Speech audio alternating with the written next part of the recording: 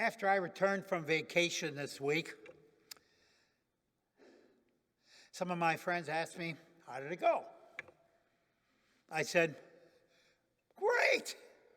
And you know when I knew when I was on vacation? When I could no longer remember what day of the week it was. Like many of you, my life becomes so busy and so scheduled that finally, in frustration, I complain, give me a break. I need to get away from the stress. So I get away. And I forget what day of the week it is. Only to return to a pile of work for me because no one had done my job while I was away. It reminds me of what a good friend of mine once told me about going on vacation. No vacation goes unpunished. We have filled our lives with so much work, soccer games, school activities, volunteer commitments, and other assorted obligations that we have no time to rest. A recent study by UCLA examined the lives of 32 families in the Los Angeles area. The study was intended to make a detailed snapshot of the typical American family in the early 21st century. Some of the researchers, or one of the researchers, said she was extremely disappointed with the results, with what she found. She said that the American family is so consumed with working and collecting and accumulating and getting ahead that they actually spend very little time together enjoying the fruits of their labors. Now, of these 64 parents, these 32 families, 50 of them, you can imagine, 50 of them said they never stepped out outside their homes in the course of a week. When they would give someone a tour of their house, they would say, oh, here's the backyard. I don't have any time to go there. They were working at home, leisure time. What they had of it was spent in front of the TV and the computer. Folks, we just don't have a lot of time for rest. Taking a break often is out of the question. We've got simply too much to do. When we think of summertime, we think of taking a break. It could be in the form of a vacation or just grabbing some time to slow down and catch our breaths. You do not have to be a genius to know the importance of taking a break and getting your rest. Our bodies tell us when we are tired and it is time to take a break. When we become moody and temperamental and feel overwhelmed with the littlest things in life and sense that we are burned out, we just want to shout, give me a break. It should be no surprise. The importance of taking a break is also a major theme in the Bible of all places. In Hebrew, the language of the Old Testament, the word for rest or taking a break is Sabbath. Sabbath. I'm sure many of you have heard that word. The creation story in Genesis 1 tells us that God took a break after creating the world. On the seventh day, God decided to rest. The third commandment, Thou shalt remember the Sabbath day to keep it holy, commands us not only to take time off to worship God, but also to take time off to simply take a break, to rest and do nothing, because life is more than accumulating and getting and doing. Jesus recognizes also the need to take a break and keep the third commandment in today's gospel when he said to his disciples, "Come away with me to a deserted place, all by yourselves, and rest for a while." You see, Jesus' growing fame and popularity probably made the disciples feel like celebrities, constantly pursued by the paparazzi. Everyone needed them, everyone wanted them, and they needed a break. But when Jesus invited them to a deserted place, he was not only referring to a quiet, restful place like a beach or beside a gentle stream or a peaceful mountain meadow. He was inviting them to another kind of deserted place, a place where people do not want to go, a place that people have abandoned and deserted. These deserted places are dangerous and undesirable places, like a polluted pond, a garbage dump, a toxic landfill. My oldest brother, a few years ago, completed managing a Superfund project to the west of Cincinnati. Several hundred acres of land had been deserted for over 30 years because it had been the site of a nuclear weapons facility in the 1950s. And nobody wanted to live there. And the government spent billions of dollars in over 15 years cleaning up this deserted place. A classic biblical example of a deserted place is found in the story of Adam and Eve.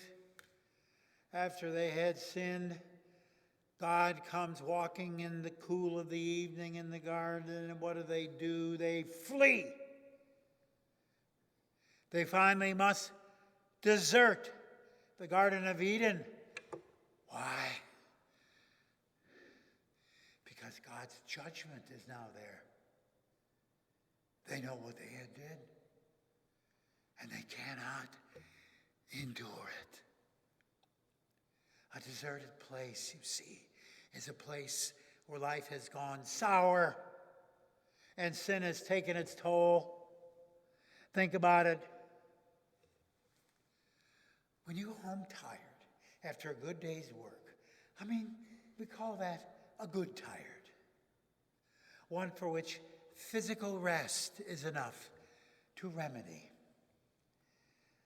Or when you come home after a bad day of work, when people mistreated one another, when you failed and were criticized, no amount of sleep can relieve it. The burden remains, and we may try to flee from it, ignore it, make excuses for it, just like Adam and Eve. But ultimately, it doesn't work. The guilt persists. The failures shame us. The burdens remain. The past embarrasses. There is no rest. The great early church theologian St. Augustine reflected a similar sentiment when he acknowledges the spiritual restlessness and fatigue that plagues all of us. He says, all of our hearts are restless until they rest in God. In other words, a deserted place is a place of judgment, a place which sinners like us instinctively flee from. It is a place where something has gone wrong, where no one wants to be. It is a place where the pressure to work, perform, and not waste a minute never relents. It is a place where there is never enough, where we must always have more, where time is always running out. It is a place where no vacation goes unpunished, and where the incomplete tasks, unmet responsibilities, and for me, the unread books on the bookshelf, like God, never stop accusing me for all I have failed to do. I just want to shriek, give me a break. And then Jesus says to us and to his disciples, oh, so you need a break? Come away with me to a deserted place, all by yourselves, and rest for a while.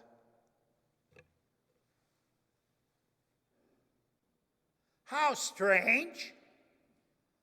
Why would we want to take a break, catch our breath, and get some rest in a deserted place where no one wants to go? I don't get it. What is this deserted place that will give us a rest that we can get no other place? It is not at the beach. It is not beside some gentle stream. It is not in a mountain meadow. It is not at Grandpa's house with ice cream, orange crush, or a piece of chocolate. You know, so much of what Jesus says and does seems utterly confusing and bewildering if we do not take into consideration that everything Jesus says and does can only be understood by viewing them from the end of the story, from the perspective of Jesus' death and resurrection. For this is finally what his story is all about. This is the climax of all the Gospels. This is especially true for this short episode in Jesus' ministry, which we heard about today in the Gospel of Mark. The deserted place to which Jesus directs his disciples is the cross. It is a deserted place because if you remember in the Gospel of Mark, everyone, when Jesus gets there, deserts him, runs away. And when Mark reports the death of Jesus, he says he's all alone because they all have deserted him and fled. It is even a deserted place for Jesus. For from the cross he cries out, my God,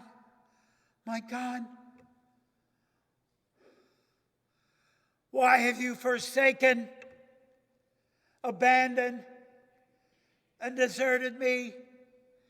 Give me a break. Yes, why would Jesus tell his disciples and us to go to this deserted place? Because there we can give Jesus all that weighs us down. There we can give to Jesus all that makes us miserable. There we can give to Jesus all of which we are ashamed. There Jesus goes to love the sick and ill, the outcasts, and those with broken and bruised lives, those ashamed and embarrassed people like us.